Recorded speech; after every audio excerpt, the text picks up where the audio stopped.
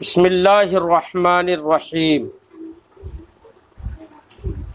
باب ما کان النبی صلی اللہ علیہ وسلم یتخولهم بالموعظۃ والعلم کی لا ینفروا۔ یہ باب ہے اس بیان میں کہ نبی کریم علیہ التحیۃ والتسلیم علمی واعظ و نصیحت کے لیے صحابہ کرام کے اوقات نشاط جن میں انہیں سستی اور اکتاہٹ نہ ہو، بیزاری نہ ہو، ایسے اوقات نشاط تلاش کرتے تھے کہ لا ینفروا، تاکہ ان کو نفرت نہ ہو، بیزاری نہ ہو۔ امام بخاری علیہ الرحمۃ والرضوان نے اس سے پہلے باب میں علم کی فضیلت سے متعلق گفتگو فرمائی تھی، اور اس باب میں یہ بیان کیا ہے کہ علمی باتیں بتانے کے لیے سامعین کی اور مخاطبین کی رغبت کا، ان کے شوق کا، ان کی دلچسپی کا لحاظ رکھنا چاہیے، کیونکہ اگر سامعین کی دلچسپی اور ان کے شوق کا خیال نہ رکھا جائے تو ایسا بھی ممکن ہے کہ آپ بات کو سنائیں اور سننے والا بات کو دلچسپی سے جب نہ سنے تو سنانے کا کوئی فائدہ نہ ہو۔ اس لیے نبی کریم صلی اللہ علیہ وسلم بھی جب صحابہ کرام کو نصیحتیں فرماتے تھے اور صحابہ کرام کے سامنے وعظ و نصیحت کرتے تھے، علمی باتیں جب بتاتے تھے تو ایسے اوقات تلاش کرتے تھے جن میں لوگوں کے لیے رغبت اور شوق ہو، تاکہ انہیں بات سننے سے بیزاری نہ ہو۔ تو اسی معنی کو ادا کرنے کے لیے، اسی کو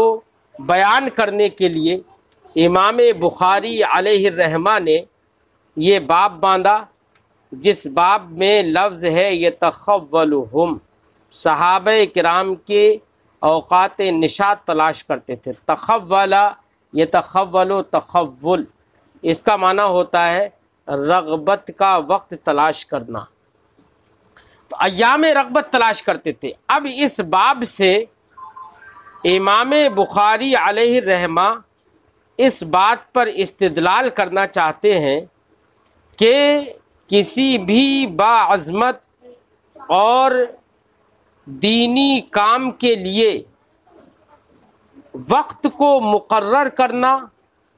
اور ایسے وقت کو تلاش کرنا جس میں لوگوں کا اکٹھا ہونا آسان ہو، لوگوں کا جمع ہونا آسان ہو، لوگ جمع ہو سکتے ہوں، ایسے وقت یا ایسے دن کا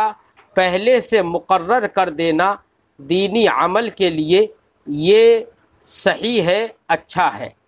جیسے کہ نبی کریم صلی اللہ علیہ وسلم ایسے وقت اور ایسے ایام متعین فرما دیتے تھے، تلاش کرتے تھے، تاکہ لوگوں کو اس سے بیزاری نہ ہو اور لوگ شوق بشوق سنیں۔ لہذا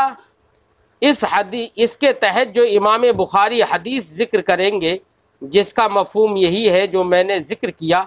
اس حدیث پاک سے یہ بات معلوم ہو جائے گی کہ دینی امور کے لیے وقت و تاریخ یا ایام کا متعین کرنا یہ جائز ہے۔ نبی کریم صلی اللہ علیہ وسلم کی سیرت طیبہ سے یہ بات معلوم ہو جاتی ہے۔ یہی حدیث جو یہاں پر امام بخاری ذکر کریں گے، یہ حدیث ان تمام تر معمولات اہل سنت کی دلیل بن جائے گی جو معمولات اہل سنت، چاہے وہ میلاد مصطفیٰ سے متعلق ہوں یا تیجا و فاتحہ سے متعلق ہوں یا 40ویں سے متعلق ہو، تو یہ تمام چیزیں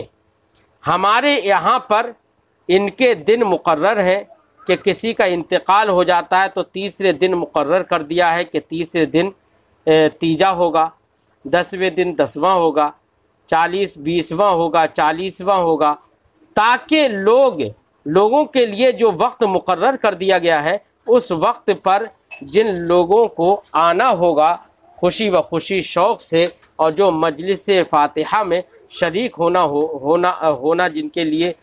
جن کو شوق ہونے کا، تو وہ لوگ بآسانی وہاں پر پہنچ جائیں اور شریک ہو سکیں۔ تو ہم نے بھی یہاں پر، ہمارے ائمہ اور علماء نے بھی یہاں پر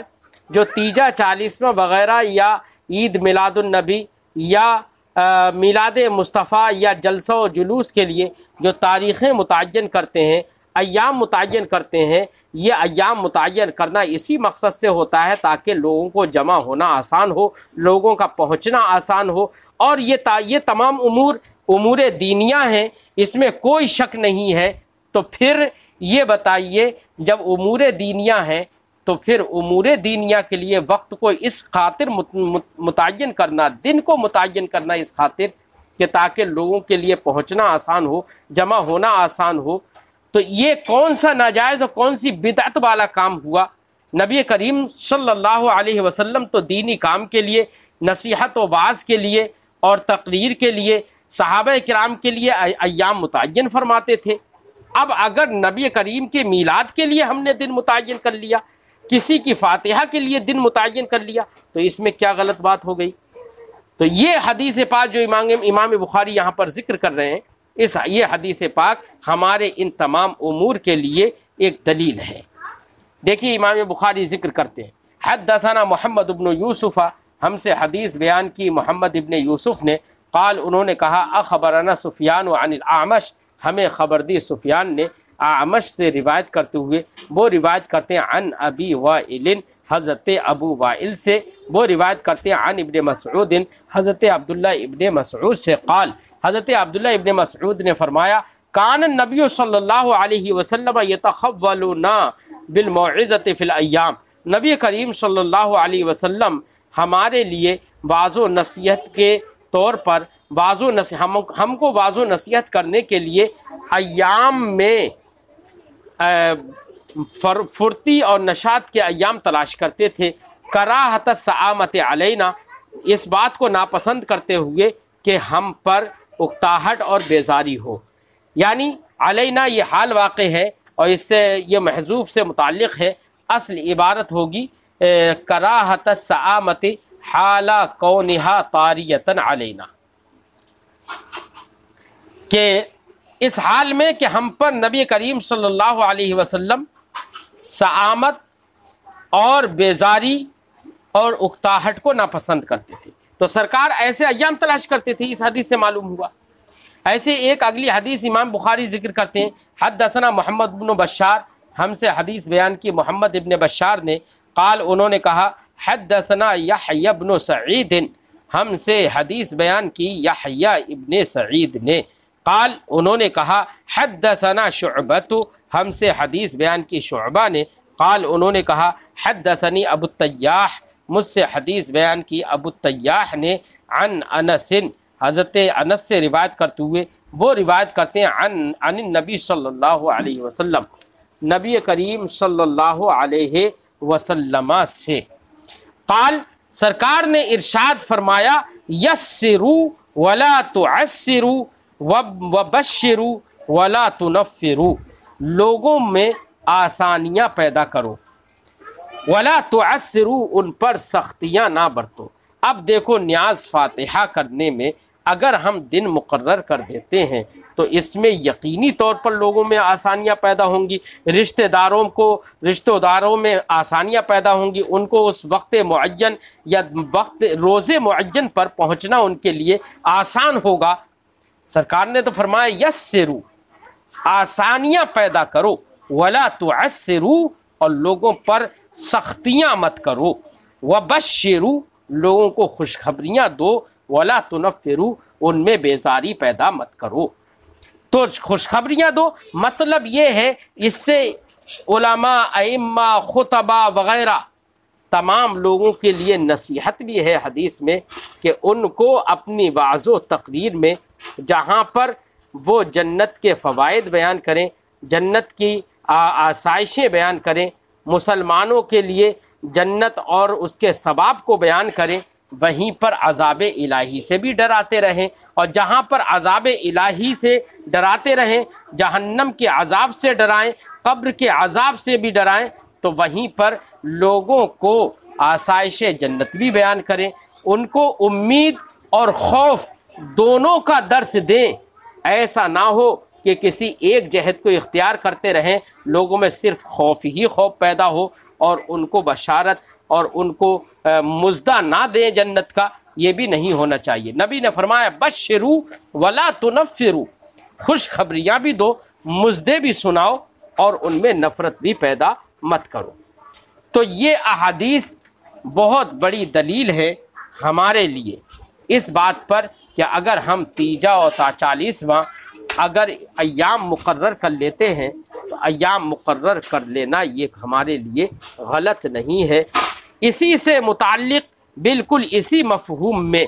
امام بخاری ایک باب اور باندھتے ہیں، فرماتے ہیں باب من جعل لأہل العلم ایام معلومہ، یہ باب ہے اس عالم دین کا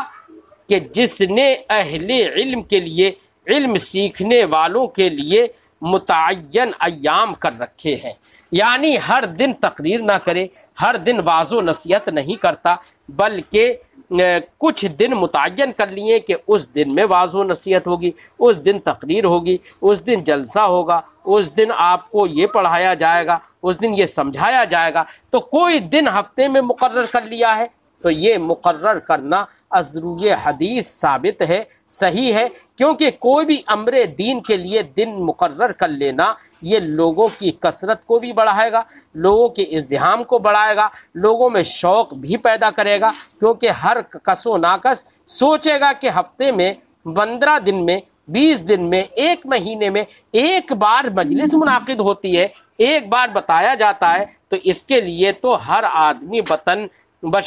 جمی اپنے پورے شوق کے ساتھ چلا آئے گا، تو اس میں تو لوگوں کے اندر دینی رغبت پیدا کرنا ہے، نہ کہ ان سے نفرت پیدا کرنا، نہ کہ ان کو بھگانا۔ لہذا اس سے یہ سمجھ میں آتا ہے کہ اب اگر ہم امور دینیہ کے لیے ایام مقرر کر لیتے ہیں تو ایسی صورت میں کوئی حرج نہیں ہے۔ اسی بات کو بتانے کے لیے امام بخاری نے یہ باب باندھا اور اس کے تحت حدیث بھی ذکر کی۔ لہذا میلاد مصطفیٰ کے لیے، ایسے ہی جلسہ و جلوس کے لیے، ایسے ہی نیاز و فاتحہ کے لیے، یا ایسے ہی دیگر بہت سارے امور دینیہ کے لیے ایام کو مقرر کر لینا اس میں کوئی حرج نہیں ہے۔ حدیث پاک کو سنیے، فرمایا حدثنا عثمان بن ابی شیبہ،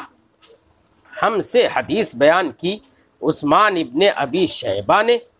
قال انہوں نے فرمایا حدثنا جریر عن منصور عن ابی وائل،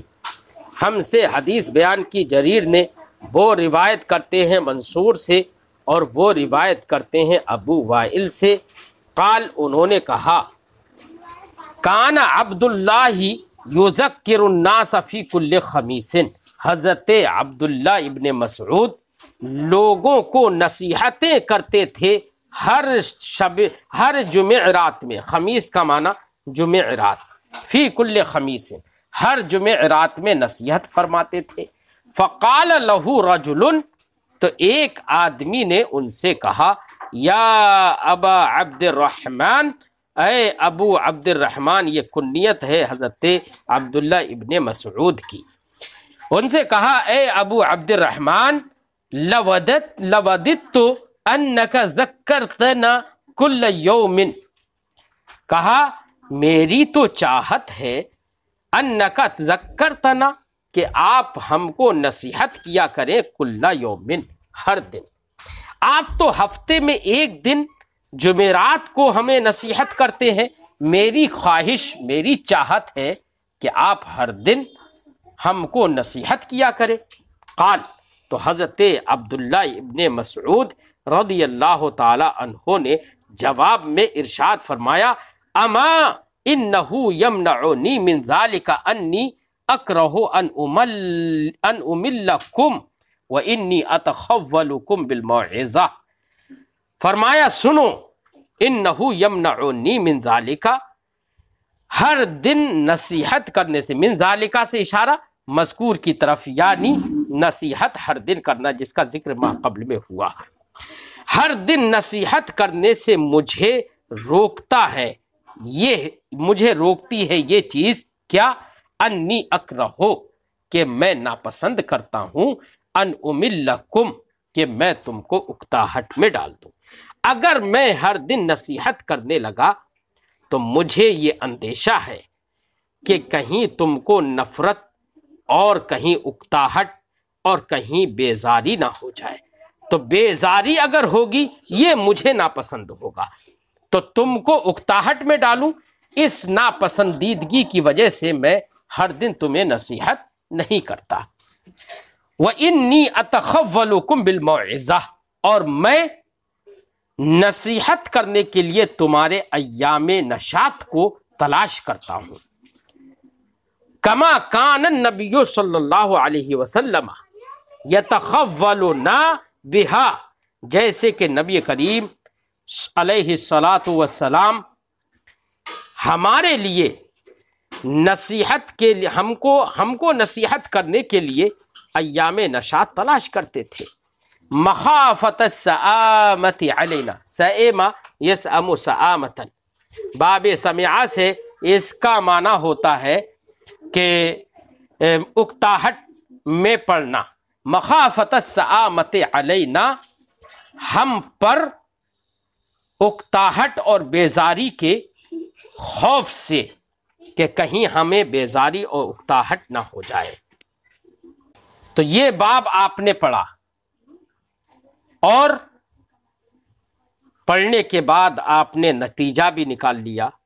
اچھا ایک اور بات سنیے، امام بخاری نے ہی باب باندھا ہے، حدیث پاک سے استدلال کیا ہے اس بات پر کہ ایام معلومہ یعنی متعین دنوں کو اہل علم کے لیے مقرر کرنا، اہل علم کے لیے متعین دنوں کو مقرر کر، اہل علم سے مراد جو لوگ نصیحت حاصل کریں، جو علم حاصل کریں ان کے لیے، جیسے کہ حدیث پاک میں نصیحت کا ذکر ہے۔ تو امام بخاری نے ہی یہ باب باندھا ہے ایام کے متعین کرنے کا۔ تو اس سے یہ معلوم ہو گیا کہ امام بخاری کا بھی نظریہ یہی تھا کہ امور دینیہ کے لیے، لوگوں کے بعض و نصیحت کے لیے ایام کو مقرر کر لینا یہ کوئی بدعت سیئہ نہیں ہے، یہ صحابہ اور رسول کریم کے طریقہ ہے، انہی کا اسوہ حسنہ ہے، انہی کی سیرت ہے۔ لہذا جو لوگ یہ کہتے ہیں کہ دن کو مقرر کر کے ایصال ثواب کرنا یہ تو بدعت ہے، یہ تو حرام ہے، وہ مجھے بتائیں کہ امام کہتے تو یہ ہیں کہ بخاری میں دکھاؤ، تو یہ تو بخاری میں حدیث موجود ہے، اور خود امام بخاری نے باب بھی اسی کا باندھ دیا اور حدیث بھی اسی پر نقل کر دی۔ اور پھر بھی لوگ کہتے ہیں بخاری کے جو شائقین ہیں، جو بخاری پتہ نہیں امام بخاری کی لکھی ہوئی کتاب بخاری کے شائقین ہیں یا منسوب الی بخار کی طرف منسوب ہو کر وہ بخاری ہیں، پتہ نہیں، بخاری کو تلاش کرواتے ہیں اور بخاری کے مطابق عمل بھی نہیں کرتے۔ ایک شاعر نے کہا ہے، جو عشق نبی چھوڑ کر پڑھتے ہیں بخاری، آتا ہے بخار ان کو نہیں آتی بخاری۔ اگلا باب امام بخاری باندھتے ہیں، باب من یرید اللہ بہ خیرا یفقہہ فی الدین۔ یہ باب ہے اس شخص کے بیان میں جس کے ساتھ اللہ خیر کا ارادہ فرماتا ہے تو اس کو دین میں سمجھ اور فقہ تفقہ عطا فرما دیتا ہے، یعنی دین کی سمجھ اور دین کا فقیہ بنا دیتا ہے۔ حدیث پاک کا ٹکڑا ہی امام بخاری نے یہاں پر عنوان باب بنا دیا۔ تو اب حدیث کی عنوان باب سے مطابقت تو بالکل نمایاں ہے، کیونکہ جزء حدیث ہی عنوان باب ہے۔ اس سے پہلے باب میں امام بخاری نے یہ درس دیا کہ واعظ و نصیحت اور امور دینیہ کے لیے ایام مقرر کرنا اور ایسے ایام تلاش کرنا کہ جن میں لوگوں کے لیے آسانی ہو، جن میں لوگوں کے لیے پہنچنا آسان ہو، لوگوں کے اندر رغبت اور شوق ہو، ایسے دنوں میں ان کو نصیحت کرنا، امور دینیہ کے لیے، علم دین حاصل کرانے کے لیے ان کو اکٹھا کرنا، یہ اچھا ہے۔ اب ظاہر بات ہے جب آدمی علم دین حاصل کرنے جائے گا اور اس کو علم کو حاصل کرے گا اور اللہ رب العزت اس کے ساتھ خیر فرما دے اور اس کو دین کا عالم، شریعت کا فقیہ بنا دے، تو ظاہر بات ہے یہ بننا، یہ حاصل ہونا، اس کے لیے ان عظمتوں کا پیکر بننا، وہ کس وجہ سے ہے کہ وہ دینی مجالس میں گیا، دین کی باتیں اس نے سیکھی، اس وجہ سے علم شریعت اس نے سیکھا، اس لیے وہ فقیہ بنا۔ تو اب اس باب کا ماقبل کے باب سے تعلق جس طریقے سے سمجھ میں آیا، ظاہر ہوا، وہ اب مخفی کسی پر نہیں رہے گا۔ اب حدیث پاک امام بخاری اس پر ذکر کرتے ہیں، حدثنا سعید بن عفیر، ہم سے حدیث بیان کی سعید بن عفیر نے، قال، انہوں نے کہا، حدثنا ابن وہب عن یونس عن ابن شہاب، ہم سے حدیث بیان کی ابن وہب نے، وہ روایت کرتے ہیں یونس سے، وہ روایت کرتے ہیں عن ابن شہاب، حضرت ابن شہاب سے، قال، انہوں نے کہا، قال حمید بن عبد الرحمن، حمید ابن عبد الرحمن نے کہا، سمعت معاویۃ خطیبا، میں نے معاویہ کو خطاب کرتے ہوئے سنا۔ معاویہ سے مراد حضرت معاویہ ابن ابی سفیان ہیں، جو کہ کاتب وحی ہیں، اور انہوں نے فتح مکہ کے سال ہی اسلام قبول کیا تھا۔ حضرت امیر معاویہ رضی اللہ تعالی عنہ کی پیدائش ہجرت سے 8 سال پہلے ہوئی تھی۔ آپ ان صحابہ کرام، ان جلیل القدر صحابہ کرام میں سے ایک ہیں جن کے والدین بھی صحابہ ہیں، صحابیہ ہیں، صحابی ہیں جن کے والدین۔ حضرت امیر معاویہ رضی اللہ تعالی عنہ کی عظمت، ان کی رفعت اور نبی کریم صلی اللہ علیہ وسلم کا ان سے محبت رکھنا، اس بات پر وہ حدیث پاک دلیل ہے جس کو امام ترمذی نے مناقب معاویہ بن ابی سفیان میں ذکر کیا ہے، اور اس حدیث میں ہے کہ نبی کریم صلی اللہ علیہ وسلم نے حضرت امیر معاویہ کے لیے دعا فرمائی، اللہم اجعلہ ہادیا ومہدیا واہد بہ، اے اللہ تو ان کو راہ نما، یا اللہ ان کو راہ یاب بھی فرما اور ان کو راہ نما بھی بنا دے، اور ان کے ذریعے سے لوگوں کی ہدایت بھی دے، لوگوں کو ہدایت بھی دے۔ اب سرکار نے دعا فرمائی، مجھے کوئی یہ بتائے کیا سرکار کا حضرت امیر معاویہ کے لیے دعا کرنا غلط تھا کیا؟ یہ تو کوئی بھی نہیں کہہ سکتا کہ سرکار کا دعا کرنا غلط تھا۔ اب جب سرکار کا دعا کرنا صحیح ہے تو مجھے کوئی یہ بتائے کیا سرکار دو عالم صلی اللہ علیہ وسلم کسی ظالم، کسی اسلام کے دشمن، اہل بیت کے دشمن کے لیے دعا فرمائیں گے؟ کیا سرکار ایسے الفاظ اس انسان کے لیے بیان فرمائیں گے کہ جس کے یہاں پر عدل و انصاف نہ ہو؟ ایسا بھی متصور نہیں ہے۔ پھر سرکار کا ان کے لیے اس طرح سے دعا فرما دینا کہ اللہ ان کو ہدایت یاب بھی رکھ، ان کو رہنما بھی بنا دے، اور ان کے ذریعے سے لوگوں کو ہدایت دے۔ یہ اشارہ تھا سرکار کا اس بات کی طرف کہ کچھ لوگ راہ بھٹکیں گے، تو اے اللہ ان بھٹکنے والوں کو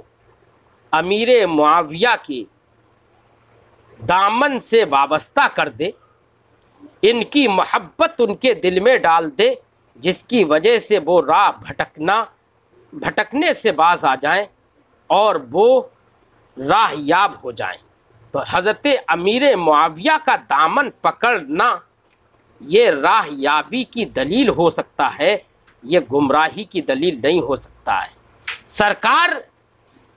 کی محبت بھی اس سے ظاہر ہوتی ہے کہ سرکار حضرت امیر معاویہ سے کتنی محبت فرماتے تھے کہ ایک ہی حدیث کے اندر ہادی بھی ان کے لیے دعا کی کہ ہادی بنا، ان کے لیے مہدی ہونے کا بھی دعا فرما دی کہ ان کو مہدی فرما دے، یعنی راہ نما بھی بنا دے، رہبر بھی بنا دے، اور فرمایا وہدی بھی، اور ان کے ذریعے سے لوگوں کو بھی ہدایت دے۔ نبی جانتے تھے نا کہ امیر معاویہ رضی اللہ تعالی عنہ ہدایت پر ہیں، تبھی تو ان کے لیے دعا فرمائے اللہ ان کو رہنما بھی بنا دے دوسرے لوگوں کے لیے، دوسرے لوگوں کو ان کے ذریعے سے ہدایت بھی دے۔ جو آدمی خود گمراہی پر ہو وہ دوسروں کو ہدایت کیسے دے سکتا ہے؟ اور نبی ان کے لیے فرمانے وحدی بھی ہے اللہ ان کے ذریعے سے لوگوں کو ہدایت دے۔ جو ہدایت تو تبھی ان کے ذریعے سے ہوگی نا وہ خود بھی ہدایت ہو۔ یہ حدیث پاک امام ترمذی نے باب و مناقب معاویہ بن ابی سفیان کے اندر ذکر کی ہے، جس سے حضرت امیر معاویہ رضی اللہ تعالی عنہ کی عظمت بھی سمجھ میں آتی ہے، اور یہ بھی سمجھ میں آتا ہے کہ سرکار تو ان کے لیے ایسے الفاظ استعمال فرما رہے ہیں، اور جو لوگ ان سے دشمنی رکھتے ہیں وہ در حقیقت نبی سے دشمنی رکھتے ہیں۔ ایسے ہی نبی کریم صلی اللہ علیہ وسلم نے ایک دعا میں یہ بھی ارشاد فرمایا، یہ بھی بعض قابل غور ہیں، دھیان رکھیے۔ فرمایا اللہم علم معاویۃ الکتاب والحساب وقہ العذاب، اے اللہ معاویہ کو کتاب اللہ کا علم عطا فرما دے، اور حساب سکھا، اور اسے عذاب سے بچا، اور اسے عذاب سے بچا۔ یہ نبی کا دعا فرمانا، یہ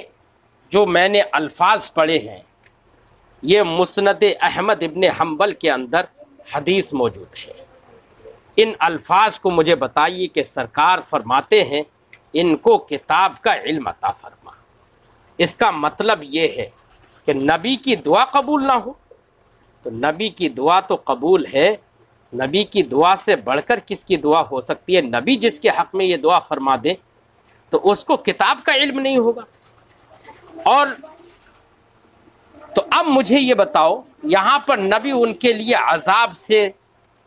بچانے کی دعا بھی فرما رہے ہیں، اللہ ان کو عذاب سے محفوظ فرما دے، اور نبی کی دعا قبول نہ ہو؟ تو مجھے بتاؤ حضرت امیر معاویہ رضی اللہ تعالی عنہ کی عظمت و رفعت اور آپ سے محبت سرکار کو کیا تھی، یہ ان احادیث سے نہیں معلوم ہوتا ہے۔ حضرت امیر معاویہ جلیل القدر صحابہ کرام میں سے ہیں، اسی لیے اہل سنت و جماعت کا معتقد اور اہل سنت و جماعت کا موقف اور نظریہ اور معمول یہ ہے کہ ان صحابہ کرام سے اللہ نے جنت کا وعدہ فرمایا ہے۔ اب ان کے آپسی اجتہادی اختلافات جو بھی ہوئے، ہم اہل سنت و جماعت اس بات کا نظریہ رکھتے ہیں کہ ہم ان مشاجرات صحابہ میں اور ان اجتہادی اختلافات صحابہ میں ہم نہ پڑیں، اور اگر ہم پڑھیں گے تو ضرور کسی نہ کسی کی طرف ہمارا ذہن جائے گا کہ یہ صحیح ہے یہ غلط ہے، اور کسی بھی غلطی کو، عدم ثواب کو کسی صحابی رسول کی جانب نسبت کرنا یہ ہمارے لیے زیب نہیں دیتا۔ اس لیے ہم کو مشاجرات صحابہ سے دور رہنا چاہیے۔ ہم کو تو حکم یہ ہے کہ ہم ایک ایک صحابی رسول سے محبت کریں۔ نبی کریم نے ارشاد فرمایا اصحابی کالنجوم۔ اب اصحابی میں غور کریے، اصحاب یہ مضاف ہے اور یا متکلم کی جانب اضافت ہے اس کی، اور اضافت استغراق کا افادہ کرتی ہے۔ تو اب معنی ہوگا اصحاب بیٹا جمع بھی ہے، معنی ہوگا اصحابی کالنجوم، میرے جملہ صحابہ ستاروں کی طرح ہے۔ سرکار نے یہاں پر ستاروں سے تشبیہ دی ہے۔ مجھے کوئی یہ بتائے، یہ حدیث تو وہ لوگ بھی پڑھتے ہیں جو حضرت امیر معاویہ سے دشمنی رکھتے ہیں، وہ مجھے بتائیں کہ یہاں پر اصحابی کالنجوم سرکار نے فرمایا، کون سی دلیل ایسی ہے تمہارے پاس جس دلیل سے یہ معلوم ہو جائے کہ یہاں پر اصحابی کالنجوم میں صحابہ میں حضرت امیر معاویہ داخل نہیں ہے؟ اور سرکار یہاں پر فرما رہے ہیں یقیناً کوئی دلیل نہیں لا سکتے اس بات پر کہ جو اس بات پر دلالت کرے کہ امیر معاویہ یہاں پر اس حدیث پاک میں اصحاب میں داخل نہیں ہے۔ نبی کریم نے فرمایا اصحابی کالنجوم، میرے جملہ صحابہ ستاروں کے مانند ہیں۔ یعنی ستارے آپ جانتے ہیں زمانے قدیم میں لوگ ستارے دیکھ کر بھٹکتے ہوئے لوگ اپنی راہ اور منزل پا لیتے تھے۔ نبی کریم نے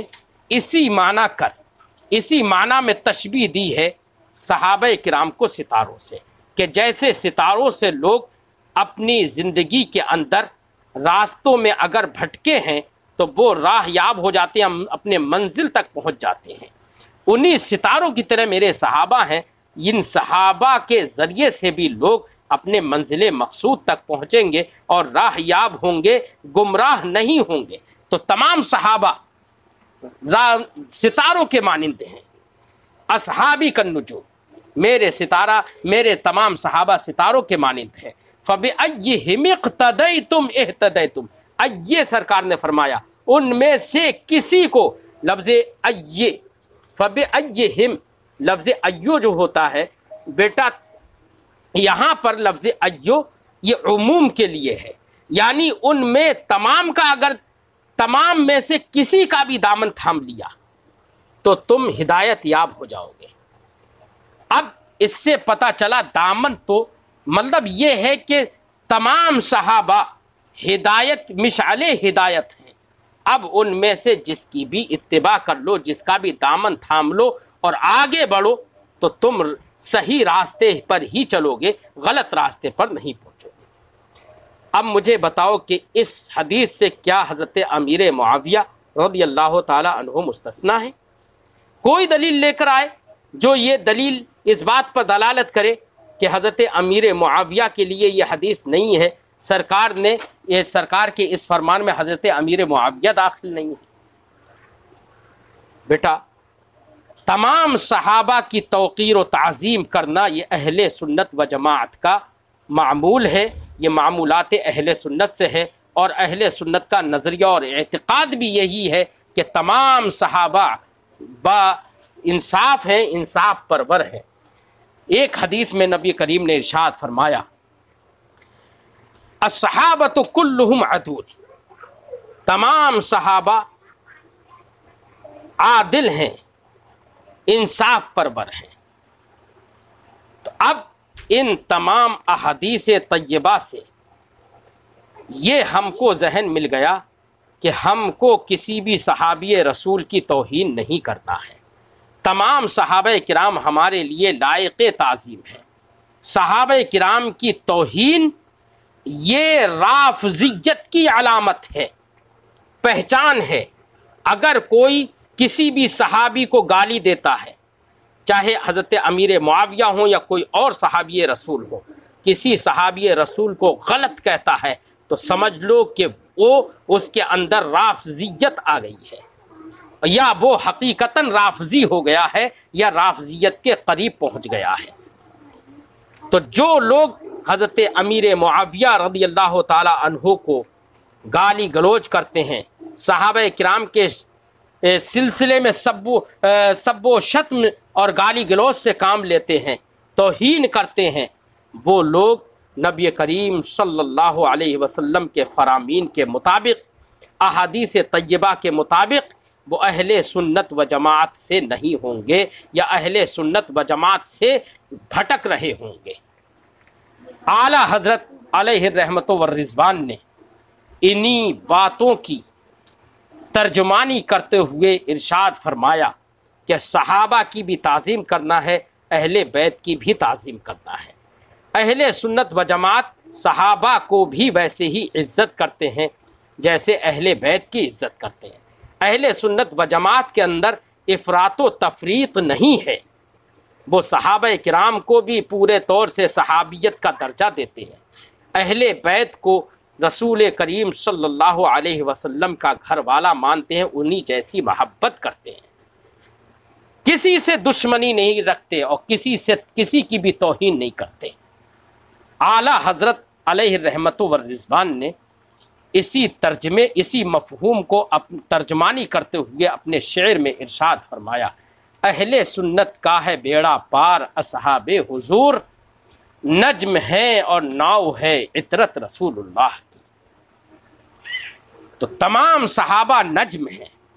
اور عطرت رسول کریم صلی اللہ علیہ وسلم کا گھرانہ وہ ناؤ ہے۔ اہل سنت تو ستاروں سے بھی راہ یاب ہو رہا ہے اور عطرت رسول کی ایک کشتی پر بیٹھ کر بھی اپنی گمراہی اور کفر و ضلالت کے طوفان سے بھی اس کا بیڑا پار ہو رہا ہے۔ اب حدیث پاک پڑھتے ہیں، تھوڑی سی ضرورت تھی حضرت امیر معاویہ رضی اللہ تعالی عنہ سے متعلق گفتگو کرنے کی، میں نے کر دی۔ حضرت امیر معاویہ رضی اللہ تعالی عنہ سے روایت حدیثیں امام بخاری نے بخاری شریف کے اندر 8 حدیثیں روایت کی ہیں، ذکر کی ہیں حضرت امیر معاویہ سے متعلق۔ فرماتے ہیں حضرت امیر معاویہ کی روایت کردہ حدیثیں 8 ذکر کی ہیں امام بخاری نے۔ فرماتے ہیں حضرت حمید ابن عبد الرحمن کہتے ہیں، سمعت معاویہ خطیبا، میں نے حضرت امیر معاویہ کو خطاب کرتے ہوئے سنا، یقول وہ فرماتے تھے، سمعت النبی صلی اللہ علیہ وسلم، میں نے نبی کریم صلی اللہ علیہ وسلم کو فرماتے ہوئے سنا، من یرد اللہ بہ خیرا یفقہہ فی الدین، جس کے ساتھ اللہ خیر کا ارادہ فرماتا ہے تو اس کو دین میں فقیہ بنا دیتا ہے، دین کا فقیہ بنا دیتا ہے، دین میں سمجھ عطا فرما دیتا ہے، مسائل شریعت کا عالم بنا دیتا ہے۔ یفقہہ فی الدین، اب اس سے یہ سمجھ میں آ گیا جو عالم شریعت ہے، جو دینی مسائل کو جاننے والا ہے، جو شریعت کے مسائل پر دسترس رکھنے والا ہے، اس کے ساتھ اللہ نے خیر کا ارادہ فرما لیا ہے۔ جب اس کے ساتھ اللہ نے خیر کا ارادہ فرما لیا، وہ عالم دین بن گیا، تو ہم کو چاہیے کہ اسی نظر سے دیکھیں عالم دین کو کہ اس کے ساتھ اللہ نے خیر کا ارادہ فرمایا، اس کو عالم شریعت بنا دیا، تو اب اگر اس کا عمل اگرچہ کہیں پر کمزور ہو، لیکن اس کے عمل کی طرف نہ دیکھ کر اس کے علم کی طرف دیکھتے ہوئے اس کی تعظیم کرنا ہم پر لازم ہے۔ وَإِنَّمَا أَنَا قَاسِمٌ وَاللَّهُ يُعْطِي، نبی کریم نے ارشاد فرمایا، میں تو قاسم ہوں، اللہ عطا فرمانے والا ہے۔ یعنی اس حدیث سے یہ معلوم ہوا، اور یہ بھی حضرت امیر معاویہ سے روایت ہے، نبی کریم نے فرمایا کہ اللہ دیتا ہے، یعنی مالک حقیقی خدا ہے، عطا تو وہی فرماتا ہے، لیکن مجھ کو عطا فرما دیتا ہے، میں لوگوں کو بانٹتا ہوں۔ تو اب اس حدیث سے واسطہ سمجھ میں آیا اور یہ بھی سمجھ میں آیا کہ اللہ رب العزت لوگوں کو نبی کے واسطے سے دیتا ہے، نبی تقسیم فرمانے والے ہیں، تو اب نبی کو دے دیتا ہے تو کیا مالک و مختار ہونا نبی کا سمجھ میں نہیں آتا؟ اس سے اللہ نے ان کو اختیار دیا ہے، نبی بانٹتے، کس کو بانٹتے، کس کو دیں گے، کس کو نہیں دیں گے، یہ نبی کو اختیار ہے۔ نبی نے فرمایا انما انا قاسم واللہ یعطی، میں قاسم ہوں، میں بانٹنے والا ہوں اور اللہ عطا فرماتا ہے۔ وَلَن تَزَالَ هَذِهِ الْأُمَّةُ قَائِمَةً عَلَىٰ أَمْرِ اللَّهِ، اور یہ امت امر اللہ کے امر پر، اللہ کے دین پر قائم رہے گی، کبھی ہرگز نہیں ہٹے گی، قائم رہے گی۔ اس سے یہ سمجھ میں آتا ہے کہ کوئی زمانہ ایسا نہیں گزرے گا جس زمانے میں اہل سنت و جماعت کے متبعین نہ ہو۔ ہر زمانے میں اہل سنت و جماعت کے متبعین رہیں گے، اللہ کے دین پر امت مسلمہ قائم رہے گی۔ اور اس سے یہ بھی سمجھ میں آیا امت سے مراد اگر مجتہدین ہوں تو مراد ہوگا کہ مجتہدین امت حق بات پر قائم رہیں گے ہر دور میں۔ اس سے یہ بھی سمجھ میں آ جاتا ہے کہ علماء کرام کا کسی مسئلے پر، کسی مسئلے دینی پر اتفاق کر لینا اور ان کا اجماع کر لینا مجتہدین کا، یہ اجماع کرنا یہ حجت ہے، اور دلیل یہی حدیث ہے کہ نبی کریم نے فرمایا کہ دین پر قائم رہے گی، اور ایک امت جب کسی بات پر، حق بات پر قائم رہنا، اس حدیث سے سمجھ میں آیا تو کسی بات پر اگر امت متفق ہو جائے وہ غلط نہیں ہوگی۔ ایک دوسرے حدیث پاک میں نبی کریم نے ارشاد فرمایا لا تجتمع امتی علی الضلالہ، میری امت گمراہی پر متفق نہیں ہوگی۔ تو اس کا مطلب یہ ہوا کہ امت اجتہاد گمراہی پر متفق نہیں ہوگی۔ مجتہدین امت اگر کسی مسئلے پر اتفاق کر لیتے ہیں تو وہی مسئلہ عند اللہ حق ہے، وہی حق ہے۔ ایک حدیث میں نبی کریم نے ارشاد فرمایا ما رآہ المؤمنون حسنا فہو عند اللہ حسن، جس کو مومنین حسن سمجھیں وہ اللہ کے نزدیک بھی حسن ہے۔ اس کا مطلب یہ ہے کہ مجتہدین جس مسئلے پر اتفاق کر لیں، ظاہر بات ہے اتفاق حسن سمجھ کر ہی کریں گے، تو جس پر مجتہدین اتفاق کر لیں اللہ کے نزدیک بھی وہی حسن ہوگا، اب اس پر لوگوں کو عمل کرنا چاہیے۔ نبی کریم نے فرمایا وَلَن تَزَالَ هَذِهِ الْأُمَّةُ قَائِمَةً عَلَىٰ أَمْرِ اللَّهِ، یہ امت دین الہ پر، اللہ کے دین پر قائم رہے گی۔ لا يضرهم من خالفهم، جو ان کی مخالفت کرے گا اس مخالفت کرنے والے کی مخالفت ان کو نقصان نہیں دے گی۔ حتیٰ یأتی امر اللہ، یہاں تک کہ امر الہی آ جائے، یعنی قیامت آ جائے، یعنی قیامت تک مخالفت کرنے والے مخالفت کرتے بھی رہیں گے، لیکن حق پر قائم رہنے والوں کو وہ نہیں ڈگا پائیں گے، وہ نہیں نقصان پہنچا پائیں گے۔ حق پر ہمیشہ میری امت قائم رہے گی۔ اس سے یہ بھی سمجھ میں آیا کہ یہ امت تو دین پر قائم رہے گی، لیکن یہ بھی سمجھ میں آ گیا حدیث پاک سے کہ بیچ بیچ مخالفت کرنے والے بھی امت